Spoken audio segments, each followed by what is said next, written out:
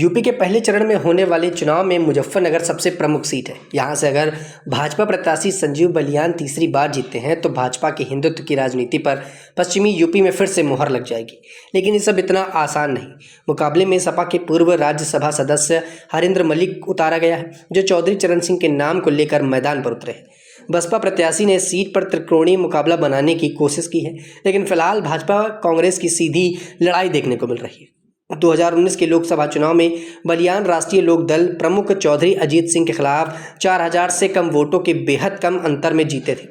दिव्यंत अजीत सिंह के बेटे जयंत चौधरी अब भाजपा के साथ है। हालांकि उन्होंने इस चुनाव में बलियान के लिए कोई खास प्रचार नहीं किया, लेकिन आरएलडी चूंकि अब एनडीए में है, इसीलिए बसपा के लिए और भाजपा के लिए चवन्नी का महत्व भी बढ़ गया है। आरएलडी प्रमुख जयंत ने पिछले दिनों बयान दिया था कि वो कोई चवन्नी नहीं है जो भाजपा में मिल जाएंगे। वहीं आरएलडी जो 2019 में लोकसभा चुनाव के दौरान सपा और बसपा के साथ 2022 के विधानसभा चुनाव में सपा के साथ गठबंधन में थी, ने इस बार बीजेपी के साथ गठबंधन किया है। बताते हैं कि मुजफ्फरनगर सीट को लेकर ही सपा आरएलडी का गठबंधन टूटा। जयंत यहां सीट चाहते थे, लेकिन सपा से मना कर दिया गया था। जयंत ने भाजपा का रुख किया, वहां संजीव बलियान को भी भाजपा क्यों हटाती। हालांकि भाजपा सपा मुजफ्फरनगर सीट आरएलडी को देने को तैयार थी, लेकिन सपा प्रमुख अखिलेश यादव की मांग थी कि हरेंद्र मलिक रलौत के चुनाव चिन्ह पर चुनाव लड़े। यह सुझाव जयंत चौधरी के लिए कड़वी गोली की तरह थी। इसके चलते गठबंधन पूरी तरह से टूट गया।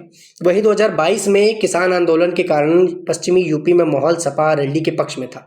नतीजा यह निकला कि यूपी विधानसभा चुनाव में उनकी जीत हुई, लेकिन इस बार मामला अलग है। किसान नेता राकेश टिकैत, नरेश टिकैत ने संजीव बलियान के खिलाफ खुलकर वोट की अपील नहीं की, न ही उन्होंने सपा के हरेंद्र मलिक के लिए अपील की। टिकैत बंधु अगर भाजपा प्रत्याशी का समर्थन करते हैं तो उनके भारतीय किसान यूनियन से जुड़े मुसलमान नाराज हो सकते हैं। पश्चिमी यूपी के जाट बेल्ट की बात की जाए तो जाट और मुसलमान तमाम जगहों पर मिलकर वोट करते हैं।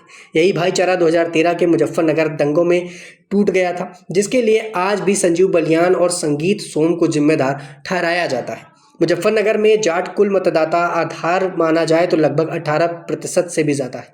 लगभग 14% की हिस्सेदारी के साथ दलित वोट बैंक भी निर्वाचन क्षेत्र में महत्वपूर्ण भूमिका निभाता है। इसके अलावा गुर्जर और ठाकुर समुदाय के पास लगभग 10% ज़्यादा वोट है। प्रजापति, सैनी और त्यागी सहित अन्य जाति आधारित समुदाय निर्वाचन क्षेत्र के चुनाव के अंतिम परिणाम को प्रभावित करने के लिए महत्वपूर्ण है। बसपा में बड़ी होशियारी से मुजफ्फरनगर सीट पर प्रजापति उम्मीदवार दारा सिंह प्रजापति को मैदान में उतारा।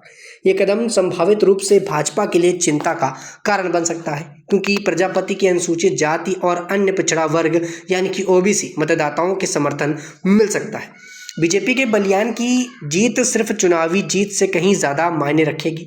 यह क्षेत्र में उनके राजनीतिक प्रतित्व और प्रतिबुद्ध को भी मजबूत करेगा, जो उनकी लगातार तीसरी जीत होगी।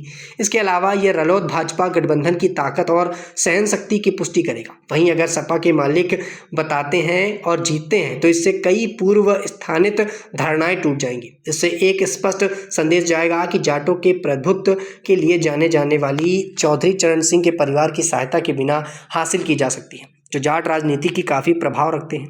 सपा के हरेंद्र मलिक की जीत भाजपा के लिए एक बड़ा झटका होगी, जिससे साबित होगा कि चौधरी परिवार जैसी प्रमुख क्षेत्रीय ताकत के साथ गठबंधन को पूरी चुनौती दी जा सकती है और हराया जा सकता है। मुजफ्फरनगर में आगामी लोकसभा चुनाव का परिणाम निस्संदेह पश्चिम उत्तर की राजनीति के भविष्य की दिशा को पूरी तरह से तय कर देगा।